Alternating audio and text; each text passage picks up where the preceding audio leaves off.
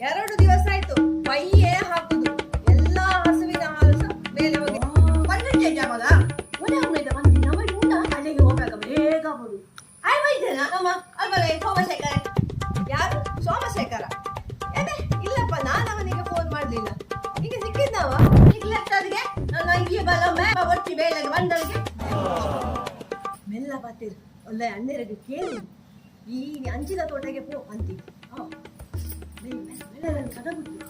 ಹತ್ತರಲ್ಲಿ ಜನ ಇದ್ದೇವೆ ಏಲ ಒಂಜಿ ನರಮ್ಮ ಅಂತ ಕುಜಲ್ ಆಕಳ ಬರ್ಪೇರು ಕೊಯ್ತ ಹೋಗ್ಬೇರೆ ಬೋಲು ಲೆಪ್ಪು ನಾನು ಅದೆಂತದ ನಿನ್ನ ಚೀಲದಲ್ಲಿ ಮಿಡುಕುದು ಪಳ ಪಳ ಕಂಡ ಇದೊಂದು ಬೆಚ್ಚ ನೀರು ಅವು ಚಪ್ಪೆ ನೀರು ಬರೋಷ್ಟು ಹೇಳ್ತೇವೆ ನಮ್ಮ ಊರು ನರ್ಸು ನಿಂಗೆ ನರ್ಸ್ ಬಚ್ಚಿನ ಬುಗರ ತಿನ್ಬೇಡ ಅಂತ ಹೇಳಿಲ್ಲ ಅವನ.